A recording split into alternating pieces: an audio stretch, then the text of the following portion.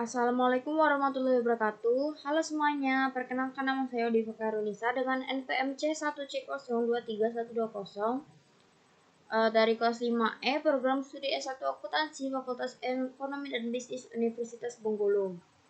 Nah, di video kali ini saya akan membuat tugas video pembelajaran tentang mata kuliah Akuntansi Keuangan Lanjutan dengan dosen pengampunya yaitu Ibu Indah Oktari Wijayanti SMSI Accounting CA CAP. Nah, dengan materinya itu yang merupakan materi bab 5 yaitu transaksi entitas induk dan entitas anak, persediaan dan jasa. Nah, di bab 5 ini kita akan membahas transaksi antar entitas induk dan entitas anak, khususnya penjualan, persediaan dan jasa. Topik ini sangat penting karena transaksi antar entitas dalam satu grup harus dieliminasi agar laporan konsolidasi mencerminkan kondisi ekonomi grup yang nyata dalam grup usaha. Dengan memahami bab ini, kalian akan bisa menilai kinerja grup secara menyeluruh dan menyusun laporan konsolidasi yang akurat serta terpercaya. Nah, tujuan pembelajaran di bab ini itu ada 5. Yang pertama itu memiliki pemahaman tentang jenis transaksi antara entitas induk dan entitas anak. Yang kedua, memiliki pemahaman mengapa transaksi antara entitas induk dan entitas anak perlu dieliminasi dalam menyusun laporan keuangan konsolidasian. Yang ketiga itu memiliki kemampuan untuk membuat jurnal eliminasi terkait transaksi hulu, penjualan, persediaan dari entitas induk ke entitas anak. Yang keempat, memiliki kemampuan untuk membuat jurnal eliminasi terkait transaksi hilir, penjualan persediaan dari entitas anak ke entitas induk. Nah, tujuan pembelajaran yang terakhir yaitu memiliki kemampuan untuk membuat jurnal eliminasi terkait transaksi penjualan jasa antara entitas induk ke entitas anak. Nah, kita masuk ke subbab yang pertama yaitu eliminasi transaksi antar entitas induk dan entitas anak. Nah, subbab pertama ini memiliki beberapa pembagian materi. Yang pertama yaitu pembagian materi yang pertama yaitu transaksi antar entitas induk dan entitas anak. Nah, dalam grup usaha, entitas induk dan anak seringkali melakukan transaksi yang saling mengaruhi laporan keuangan masing-masing. Nah, beberapa bentuk transaksinya itu yang pertama misalnya penjualan dan pembelian persediaan barang dagang. Nah, contohnya itu perusahaan induk menjual bahan baku, barang setengah jadi atau produk jadi ke entitas anak. Nah, dan entitas anak nanti membayarnya melalui piutang internal. Nah, contoh bentuk transaksi selanjutnya yaitu penjualan dan pembelian aset tetap. Misalnya mesin, kendaraan atau peralatan kantor antar entitas dalam grup. Nah, ini sering terjadi ketika entitas anak memerlukan aset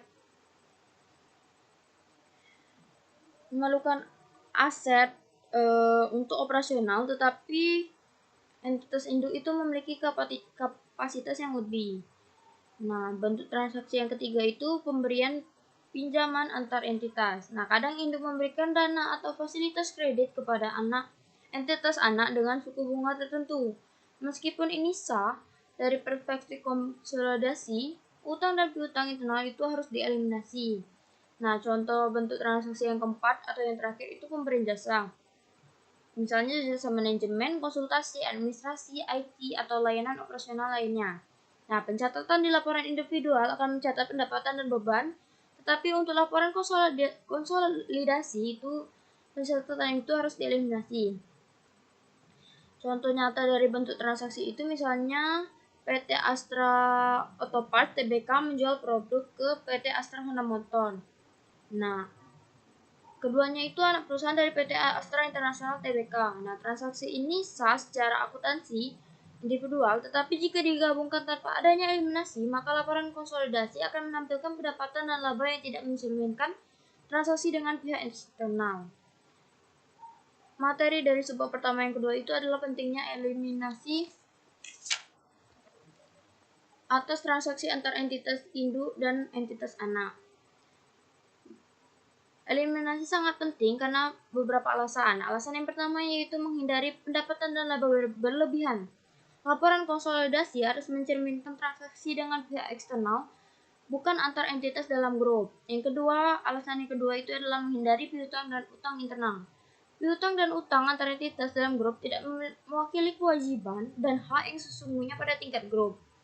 Nah, alasan yang ketiga itu mencerminkan kondisi keuangan grup yang akurat. Nah, laporan konsolidasi menjadi lebih realistis dan bisa dipakai sebagai dasar keputusan bagi investor ataupun kreditor. Nah, menurut PSAK nomor 65 menurut PSAK 65 yang direvisi tahun 2014, laporan keuangan konsolidasian harus menyajikan aset, liabilitas, ekuitas, penghasilan, beban, dan arus kas entitas induk dan anak sebagai satu entitas ekonomi tunggal. Nah, semua transaksi internal tadi harus dieliminasi agar laporan konsolidasi yang transparan dan informatif. Nah, selanjutnya itu subbab kedua, yaitu transaksi penjualan persediaan. Di subbab kedua itu ada 3 materi lagi. Yang pertama itu adalah dampak terhadap pencatatan dan jurnal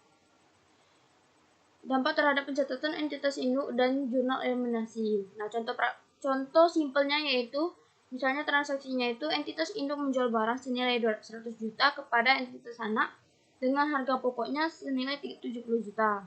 Maka laporan di entitas induk itu sebagai penjualan senilai 100 juta dengan laba 30 juta tadi, yaitu 100 juta dikurang 70 juta. Nah, di laporan di entitas anak maka itu adalah pencatatan sebagai pembelian senilai 100 juta dan persediaan senilai 100 juta. Nah, jika digabungkan pencatatan tadi tanpa eliminasi, laporan konsolidasi menunjukkan penjualan lebih tinggi 100 juta dan laba yang lebih tinggi senilai 30 juta. Padahal barang tersebut belum dijual ke pihak eksternal, masih di pihak internal. Nah, sehingga laba 30 juta masih laba internal yang belum terrealisasikan. Nah, maka jurnal eliminasi yang harus dilakukan pada transaksi tadi yaitu yang pertama, menghapus penjualan senilai 100 juta dan pembelian senilai 100 juta tadi. Yang kedua yaitu menghapus laba internal yang melekat pada persediaan akhir sehingga persediaan dicatat berdasarkan harga pokok yang sebenarnya. Nah, untuk sebab materi kedua itu yaitu transaksi hulu ataupun downstream. Transaksi hulu ataupun downstream itu adalah transaksi dari entitas induk ke entitas anak. Misalnya, entitas induk menjual barang senilai 100 juta dengan harga pokok 70 juta, maka labanya yaitu 30 juta dapat dari 100 juta dikurang 70 juta. Nah, jika 40% barang tersebut masih di gudang entitas anak, maka laba internal yang harus dieliminasi itu adalah senilai 40% barang yang masih di gudang anak tadi dikali dengan 30 juta ataupun labanya. Maka laba internal yang harus dieliminasi itu senilai 12 juta. Nah, dengan eliminasi, laporan konsolidasi hanya menampilkan laba yang benar-benar terrealisasi melalui penjualan ke pihak eksternal. Nah, itu tuh bisa menjaga laporan tidak menyesatkan bagi pengguna laporan. Nah, materi ketiga yang subbab kedua tadi itu transaksi hilir ataupun upstream. Upstream ataupun transaksi hilir itu transaksi dari entitas anak ke induk, kebalikan dari transaksi hulu tadi ataupun downstream tadi. Nah, contohnya misalnya entitas anak menjual barang senilai 80 juta dengan harga pokok 60 juta, maka labanya itu 20 juta. Nah, jika 25% barang masih di gudang induk, maka laba internal yang harus dieliminasi itu adalah 25% dikali dengan labanya tadi senilai 20 juta, maka dapat laba internal yang harus dieliminasi itu senilai 5 juta. Perbedaan utama transaksi hilir ataupun upstream dengan downstream itu kepentingan non-pengenali di transaksi hilir ataupun upstream itu perlu diperhitungkan. Laba internal yang dihapus akan memengaruhi alokasi laba antara induk dan pemegang saham dan pengendali. Dengan penyesuaian ini, laporan konsolidasi tetap mencerminkan distribusi laba yang adil. Nah, selanjutnya itu materi ketiga,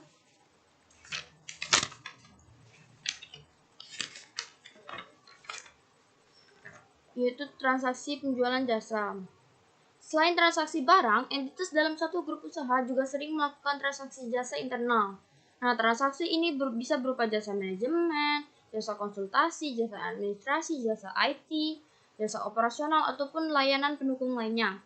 Nah, transaksi ini wajar terjadi karena entitas induk biasanya memiliki kemampuan lebih untuk memberikan dukungan kepada entitas anak perusahaannya, misalnya dalam pengelolaan keuangan, sumber daya manusia, ataupun strategi bisnis. Contoh kasus simpelnya yaitu entitas induk memberikan jasa manajemen kepada entitas anak senilai 200 juta per bulan. Maka itu di laporan entitas induk itu dicatat sebagai pendapatan jasa senilai 200 juta ataupun dicatat sebagai revenue. Nah, sedangkan di laporan entitas anak itu dicatat sebagai biaya operasional ataupun beban jasa senilai 200 juta. Nah, jika angka ini langsung dijumlahkan, maka di laporan konsolidasi, jika angka yang tadi saya sebutkan langsung dijumlahkan di laporan konsolidasi tanpa eliminasi, maka pendapatan jasa terlihat meningkat 200 juta, beban jasa meningkat 200 juta, maka laba grup secara keseluruhan tidak berubah, tetapi pendapatan dan beban terlihat lebih besar dari kenyataannya sehingga bisa menyesatkan pengguna laporan ataupun user. Nah, karena kita tidak mau menyesatkan, maka kita akan memberikan langkah eliminasi dalam laporan konsolidasinya. Langkah yang pertama yaitu menghapus catatan pendapatan jasa di entitas induk tadi senilai 200 juta dihapus, menghapus beban jasa di entitas anak senilai 200 juta, dan menghapus piutang-utang terkait transaksi jasa internal. Nah, dampak ataupun manfaat dari eliminasi itu yang pertama yaitu laba konsolidasi mencerminkan aktivitas ekonomi nyata, bukan transaksi internal. Nah, yang kedua, laporan lebih transparan dan relevan, memudahkan investor dan kreditor menilai kinerja grup. Yang ketiga, mengurangi resiko salah interpretasi. Tanpa eliminasi, pihak luar seperti misalnya user bisa menilai seolah pendapatan jasa grup lebih tinggi dari kondisi sebenarnya. Nah, yang keempat, manfaatnya yaitu mendukung audit internal. Eliminasi memastikan transaksi internal tidak menimbulkan temuan audit yang negatif. Nah, catatan tambahan atas informasi tadi yaitu transaksi jasa internal sering dianggap sepele, tetapi dampaknya sangat signifikan pada laporan konsolidasi. Nah, selain itu, eliminasi juga bisa membantu menghitung rasio keuangan konsolidasi yang lebih realistis, misalnya margin laba operasi atau margin laba bersih. Nah, subbab terakhir yaitu ilustrasi komprehensif. Nah, langkah-langkah eliminasi dalam ilustrasi komprehensif itu langkah yang pertama itu menghapus penjualan dan pembelian antar entitas. Tujuannya yaitu untuk menghindari omset dan laba fiktif.